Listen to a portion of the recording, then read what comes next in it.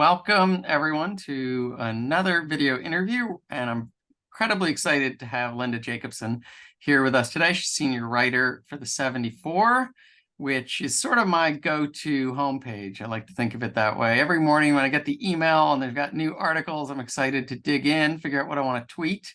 And I was particularly excited when I saw the new investigative report come out that she spearheaded, which took over 10 months to look into probably the biggest issue in education today, which is how have schools been spending all of these emergency federal funds, and what has it added up to? So we were really excited, Linda, that you were willing to take a little time out of your schedule and join us and talk about the piece. Sure. It was a project that another reporter at the 74 and I worked on together, Asher, Lara Small, who's no longer with us, but it was great to this was a daunting project, obviously. So, we needed more than one on it.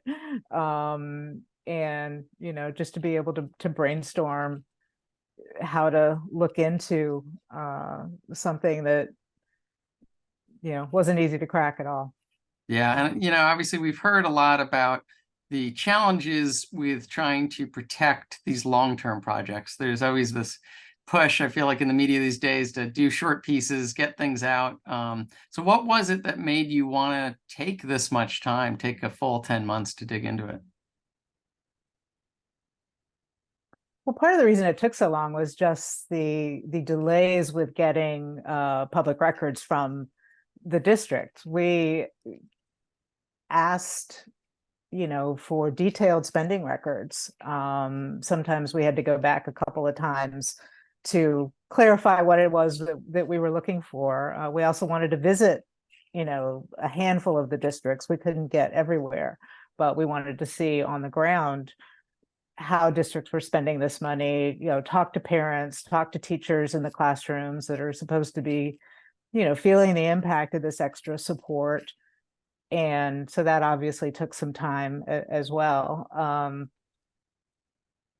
We knew early on that when the American Rescue Plan was passed, that districts had to involve the public in,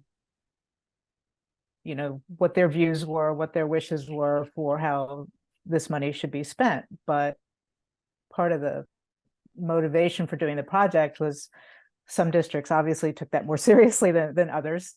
And we just started to hear frustrations from families, from advocates, from the community that districts stopped following up with the public about were they actually executing on those plans, and how was the money actually rolling out after they went to the process of letting the public weigh in.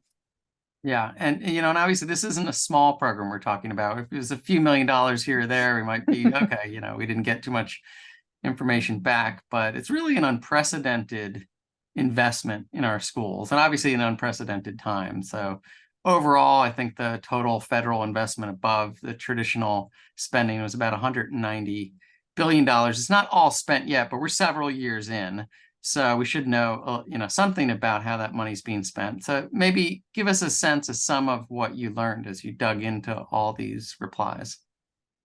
Well, we saw some districts using a lot to just cover staff and normal payroll expenses, insurance costs and Social Security and things like that. I mean, it could certainly.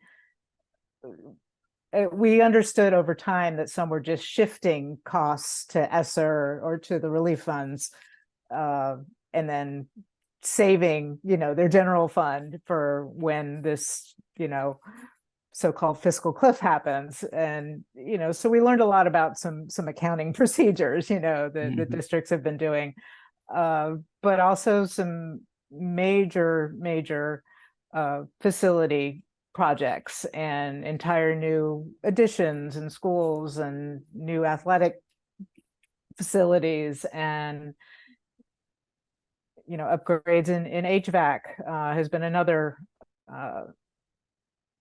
major expense that districts felt confident they could tie to recovering from COVID, because of air quality.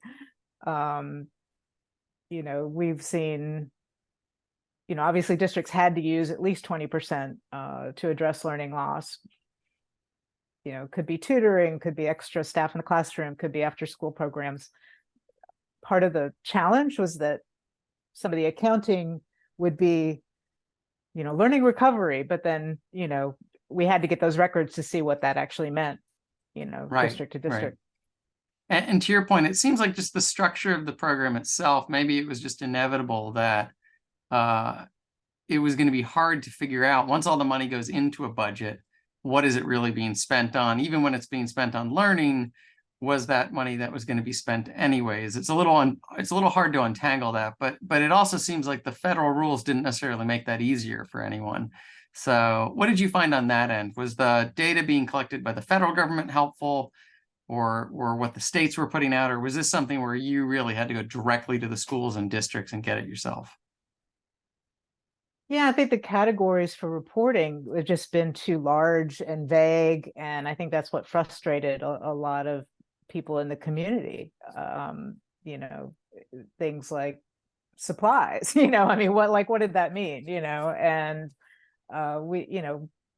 there's been, concerns from people on the research side of it, is how are we ever going to be able to tell what the impact of this money was if we can't tie it to specific interventions or a specific program or vendor or model of intervention.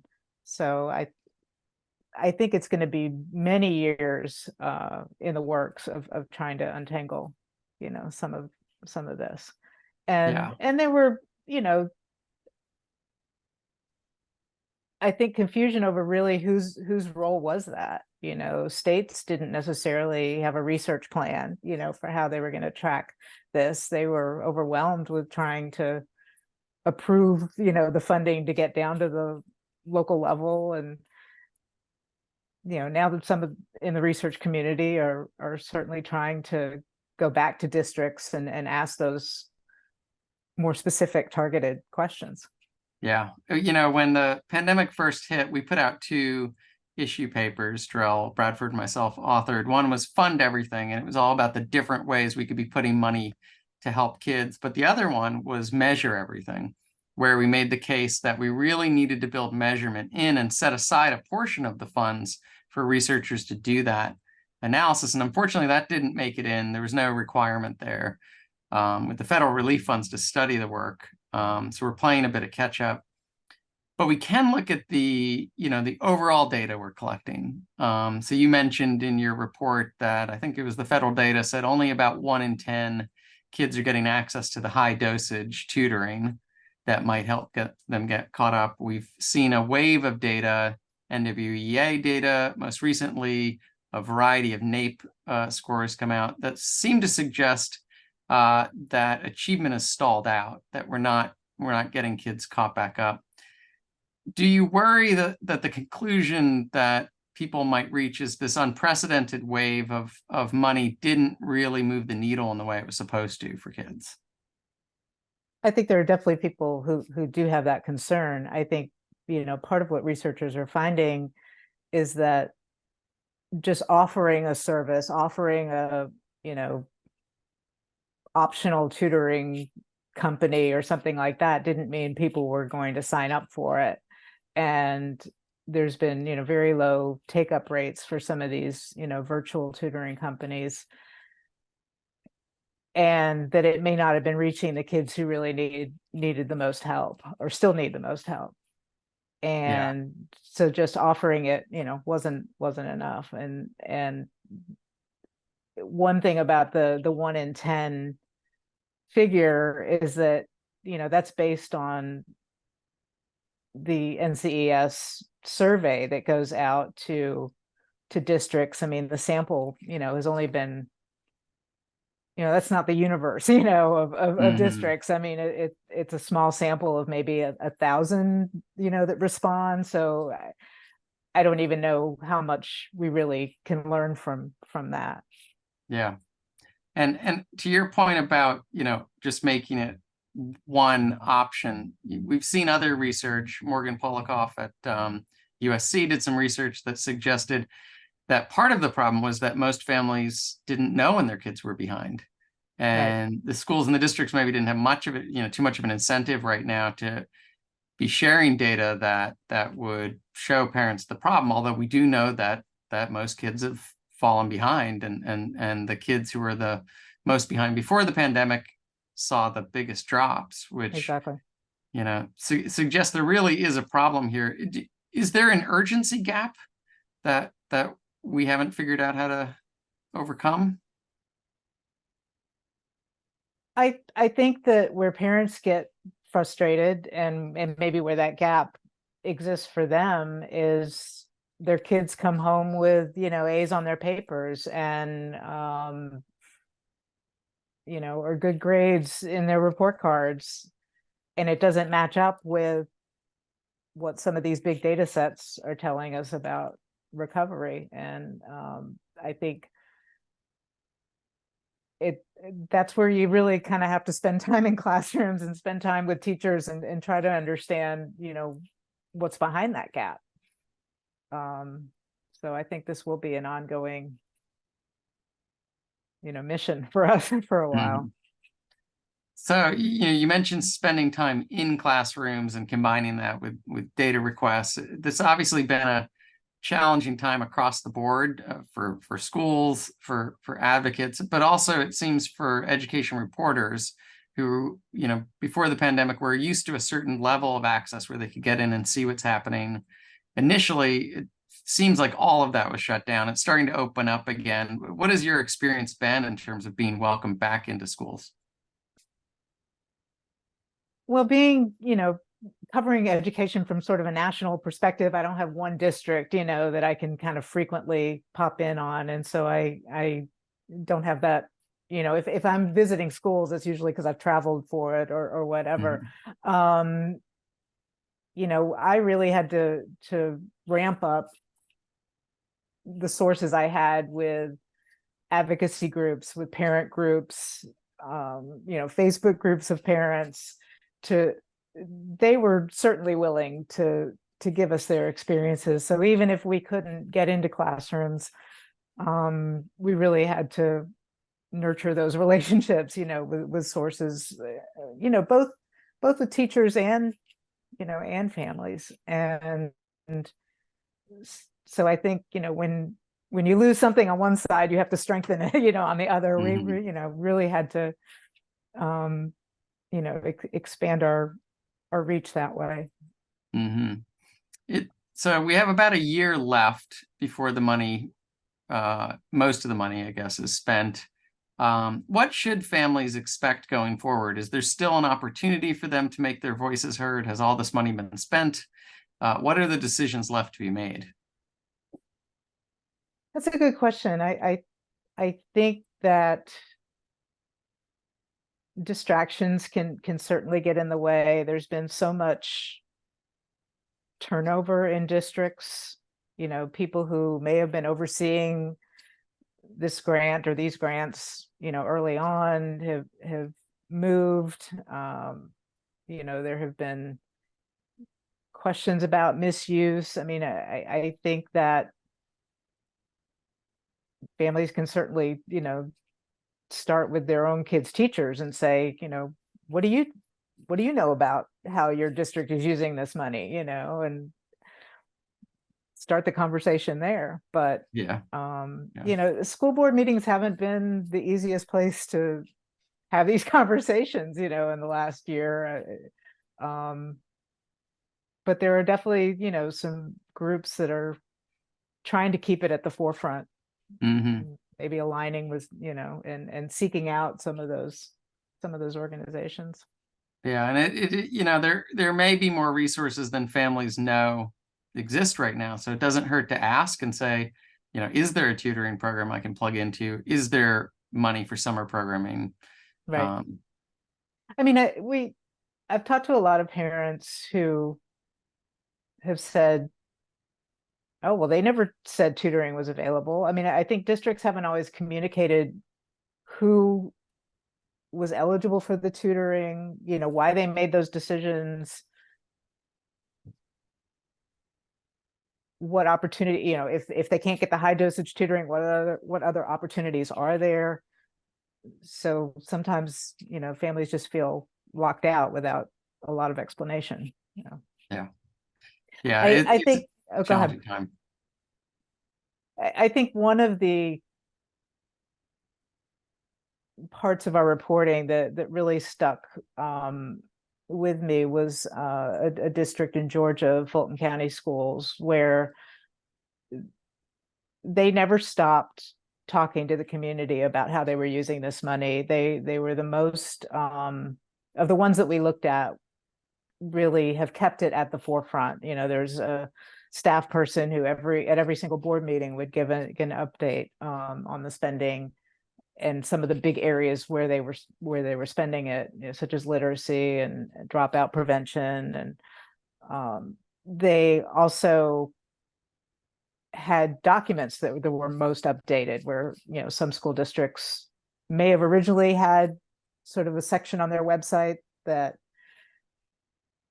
was devoted to the relief funds, but then stopped updating it like a year ago or something like that. So there was the superintendent in that district also does kind of a talk show format, kind of like this, where he talks to somebody in the district. He has a series of interviews. Usually there's some relief funds connection, to these interviews that he does. It's just kind of a conversational, but it was an example that kind of stuck with me in terms of what districts could do to be transparent about the spending. Yeah, and it's great to see kind of a success story, because I think sometimes we don't know what is possible. And I think, clearly in that example, a little bit of effort can go a long way in helping people know how the money's being spent and what they should expect from it. And I guess if nothing else, we can try to raise the bar everywhere else and hope Yeah. people rise to it. Yeah. There's one of the other districts that we requested records from was Arlington ISD in Texas. And in looking at some of their data, I found out that they actually have a check register on their website where you can see every payment to every vendor. That was the first time I've ever seen a district do that. It didn't specifically identify whether it was relief funds, but still, that was sort of a new thing for me to discover. Step in the right direction, for sure. Yeah, and one of our policies we are pushing on in our Believe in Better framework is the idea that everyone should know, line for line, dollar for dollar, how money's being spent on our schools. So that's an interesting model. So, well, we appreciate you putting a spotlight on it and taking the time. It's a big issue. I know it's going to keep rolling forward. Just be curious what else you have on the horizon that we can look forward to. Well, one of the areas that I have definitely learned more about over the past couple of years is stories about students with special needs, students with disabilities. I think that they obviously suffered the most from the lockdowns, and families, are still trying to get the services that their kids did not get. And so I'm continuing to do some work on that topic. That's great. That's great. Well, I completely agree. It's a huge issue. It deserves more attention.